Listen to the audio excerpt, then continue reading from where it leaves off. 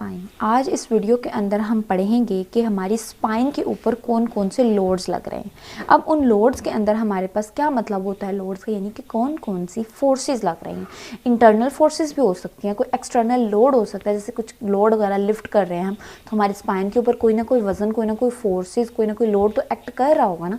तो किस किस तरह के लोड जो होता है वो एक्ट करता है हमारी स्पाइन के ऊपर, वो हम देखेंगे। उसमें हमारे पास जो लोड आता है उसमें हमारे पास हमारी बॉडी का वेट आ जाता है। हमारे क्या पड़ा होता है, इर्द गिर्द मसल्स पड़े हुए हैं प्लस लिगामेंट्स पड़े हुए हैं। तो इन मसल्स और लिगामेंट्स के अंदर जो टेंशन प्रेजेंट होती है वो भी तो एक लोड है। और हमारे पास आता है जी इंट्रा अब्डोमिनल प्रेशर आता है। अब इंट्रा अब्डोमिनल प्रेशर किस तरह से स्पाइन पे एक्ट कर रहा होता है लोड के तौर पे, तो हम आगे डिटेल में भी देखेंगे। उसके अलावा हमारे पास आ जाता है कोई एक्सटर्नल लोड। अब एक्सटर्नल लोड में हमारे पास कुछ भी, कोई वेट हो सकता है, कोई भी चीज़ जो हम लिफ्ट कर रहे हैं, कोई उठा रहे हैं, वो हमारे पास आता है। तो ये टोटल टाइप होता है वेट का जो हमारे पर लग रहा होता है। अब हम इसको फर्दर डिटेल में देखते हैं कि फॉर एग्जाम्पल अगर एक पर्सन स्टैंडिंग पोजिशन में खड़ा हुआ है, इरेक्ट स्टैंडिंग कह लो या अपराइट पोजीशन कह लो, तो उसकी बॉडी के ऊपर जो फोर्सेस लगती हैं, जो वेट लगता है, वो दो तरह का होता है। कंप्रेशन भी लगता है और शेयर भी लगता है। अब जो मेजर फॉर्म है ना वो होती है जी कंप्रेशन की, और वो लगता किस डायरेक्शन में, एक्सियल डायरेक्शन में। ठीक है, वो एक्सियल डायरेक्शन के अंदर लग रहा होता है, जैसे कि इस बुक के अंदर हमारे पास शो किया गया। ये होती है जी हमारे पास क्या, एक्सियल डायरेक्शन। ठीक है, अब नेक्स्ट हम देखते हैं कि वो कहते हैं कि अगर एक पर्सन सीधा खड़ा हुआ है तो उसकी जो सेंटर ऑफ ग्रेविटी है, अगर ये पर्सन एक सीधा खड़ा हुआ है तो उसकी जो सेंटर ऑफ ग्रेविटी होती है वो किधर लाई कर रही होती है, वो उसकी स्पाइन के बिल्कुल एंटीरियर साइड पे लाई कर रही होती है। स्पाइन के एंटीरियरली, जब स्पाइन के, ये फॉर एग्जांपल अगर मेरी स्पाइन बंदा खड़ा हुआ है, ये एंटीरियर साइड है, ये पोस्टीरियर साइड है, तो हमारे पास जो सेंटर ऑफ ग्रेविटी वो इधर लाई कर रही है, तो वो सेंटर ऑफ ग्रेविटी क्या होती है, खींचने वाली फोर्स होती है। तो उसकी वजह से क्या इफेक्ट आएगा, फॉरवर्ड बेंडिंग होने का जो है ना, वो एक मूवमेंट जो होती है ना, वो और स्पाइन जो होती है ना कॉन्स्टेंटली फॉरवर्ड बेंडिंग मूवमेंट के अंडर होती है। अब कि ताकि वो फॉरवर्ड बेंड ना कर जाए, उसको काउंटर बैलेंस कैसे किया जाएगा।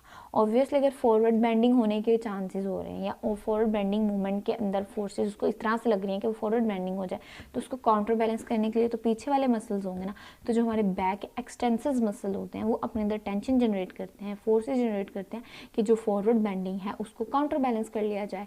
तो इस तरह से जो है ना, वो ये बात हमने कर ली किसकी, ग्रेविटी की वजह से किस तरह से काम हो रही है। फॉर एग्जाम्पल अगर एक बंदा जो है हाथ से कोई चीज़ उठाता है, उसकी बाजू वगैरह जो है ना ट्रंक फ्लेक्स करती है, तो उस केस में क्या होता है, तो जब बॉडी के वेट की वजह से या कोई एक्सटर्नल लोड की वजह से क्या होता है कि अब बॉडी के वेट की वजह से या कोई एक्सटर्नल लोड की वजह से हमारी उधर स्पाइन के ऊपर प्रोड्यूस होती है फ्लेक्शन टॉर्क।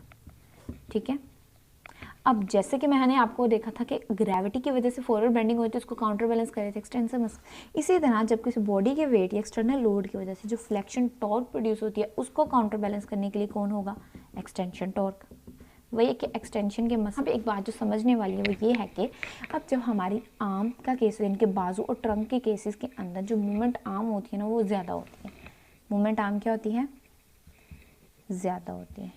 जब मूवमेंट आर्म ज़्यादा है तो टॉर्क प्रोड्यूस करने के लिए हमें लेस फोर्स रिक्वायर होती है, यानी कि थोड़ी सी फोर्स से भी टॉर्क प्रोड्यूस हो जाती है। तो ये तो केस हो गया किसका, क्योंकि ये बॉडी की बात करें ना, तो बॉडी से क्या प्रोड्यूस हो रही थी, फ्लेक्शन टॉर्क। लेकिन जब ये बैक की बात करें, अब ये वाला टॉर्क तो किसने प्रोड्यूस करना है, बैक के मसल्स ने प्रोड्यूस करना है। तो क्योंकि बैक के मसल्स ये पड़े हुए हैं और ये वर्टिब्रल जॉइंट पड़ा है, इनके दरमियान में जो डिस्टेंस होता है बहुत कम होता है। जब डिस्टेंस ये वाला कम होता है तो मूवमेंट आर्म क्या होती है, वो भी कम होगी। जब मूवमेंट आर्म कम होगी तो जो ये टॉर्क प्रोड्यूस हुआ है, इसको काउंटर बैलेंस करने के लिए इतने टॉर्क चाहिए ना, लेकिन क्योंकि इसका मूवमेंट आर्म कम है तो ये थोड़ी सी फोर्स से टॉर्क प्रोड्यूस होगा, हमें इतनी ज़्यादा फोर्स रिक्वायर्ड होगी कि हम ये टॉर्क प्रोड्यूस कर सकें। जब मूवमेंट आर्म कम होता है तो उतने ही इफेक्ट प्रोड्यूस करने के लिए हमें बहुत ज़्यादा फोर्स जनरेट करनी पड़ती है। ठीक है, होप सो कि आपको समझ आ गया होगा। मेन चीज़ तो यही है कि हमारे जो बॉडी वेट और एक्सटर्नल लोड की वजह से एक्सटर्नल फ्लेक्शन टॉर्क प्रोड्यूस होता है, और उस फ्लेक्शन टॉर्क या उस आप कह लो कि उसको काउंटर बैलेंस करने के लिए हमारे बैक एक्सटेंसर मसल्स क्या करते हैं जी, एक एक्सटेंशन टॉर्क या कोई फोर्स जनरेट करते हैं ताकि जो है उसको काउंटर बैलेंस किया जा सके। अब इसको काउंटर बैलेंस करने के लिए हमें बहुत ज़्यादा फोर्स रिक्वायर होती है, उसकी वजह से यही है कि जो मूवमेंट आर्म होता है वो बैक के मसल्स का कम होता है।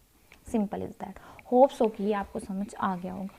इस वजह से हो रहा है, ये मसल की एक्टिविटी की वजह से हो रहा है। अब अगर हम खड़े हुए हैं तो उस केसेस के अंदर कंप्रेशन फोर्सेस अच्छी खासी लग रही होती है, लेकिन अगर हम बैठे हुए हैं तो उस केस के अंदर सिटिंग में कंप्रेशन का फोर्सेस और भी ज़्यादा बढ़ जाता है एज़ कम्पेयर टू स्टैंडिंग। और अगर बैठने के साथ ही अगर हमने क्या कर लिया, फ्लेक्शन कर ली, तो वो और भी ज़्यादा इंक्रीज़ हो जाता है। हमें लग गई, तो कंप्रेशन फोर्सेस जो होती है ना वो और भी ज़्यादा इंक्रीज़ हो जाती हैं with respect to spinal flexion. And अगर बंदे का पोस्चर ख़राब है, स्लाउज सिटिंग है, ठीक है, बहुत ही ज़्यादा लीन पोस्चर है, तो उस केसेस के अंदर भी क्या होता है जी, हमारे पास जारी बात है बैड पोस्चर होगा, पुअर पोस्चरल हैबिट्स होंगी, तो उस वजह से और भी ज़्यादा कंप्रेशन फोर्सेस उस बंदे को लग रही होंगी। एर्गोनॉमिकली डिज़ाइन चेयर इसीलिए ज़्यादा इंपॉर्टेंस होती है उनकी कि उनके अंदर हमारे पास लंबर सपोर्ट प्रेजेंट होती है, जिससे हमारे लंबर लॉर्डोसिस जो होता है ना, उसको जो नॉर्मल कर्व होता है उसको भी मेंटेन रखा जाता है, और ज़्यादा जो वेट होता है ना हमारी स्पाइन के नेस पर जो है ना, हमारे थाइज जो होते हैं ना वो सपोर्ट कर लेते हैं। अब जैसे कि मैंने आपको बताया था कि कंप्रेशन के साथ साथ जो है ना वो शेयर फोर्सेस भी हमारी स्पाइन के ऊपर लग रही होती हैं। अब वो ज़्यादा डोमिनेंट किस एरिया में होती हैं, हमारे पास लंबर एरिया में होती है, और शेयर की वजह से इसी स्पाइन के अंदर वो पर्टिकुलरली जो होती है ना वो ट्रू होती हैं। अब होता ये है कि वो कहते हैं कि जब शेयर फोर्सेस लगती हैं ना, फॉर एग्जांपल अगर शेयर फोर्सेस क्या होती हैं, जो डिस्प्लेस कर देती हैं अपनी जगह से, ठीक है। अब ये हमारे पास फॉर एग्जांपल मतलब दो वर्टिब्रास हैं, ये सुपीरियर वर्टिब्रा इन्फीरियर। अब फॉर एग्जांपल अगर कोई शेयर फोर्स आके लगा तो क्या होगा कि इन्फीरियर वर्टिब्रा की निस्बत जो सुपीरियर होगा वो क्या करेगा, किस तरह से डिस्प्लेस होगा। और शेयर फोर्सेस की वजह से सबसे कॉमन कंडीशन जो होती है ना, वो अगर बहुत ज़्यादा एक्सेसिव हो जाए ना शेयर फोर्सेस, तो उस वजह से डिस्क हर्निएशन जो होती है ना, सबसे कॉमन हमारे पास कंडीशन होती है स्पाइन की। अब हमारे पास आती है दो तरह की लोडिंग, एक होती है स्टैटिक लोडिंग और एक होती है डायनामिक लोडिंग। स्टैटिक लोडिंग का मतलब क्या है जी, वेट पकड़ के खड़ा है, पड़ी जा रहा है एक ही जगह पे लोड।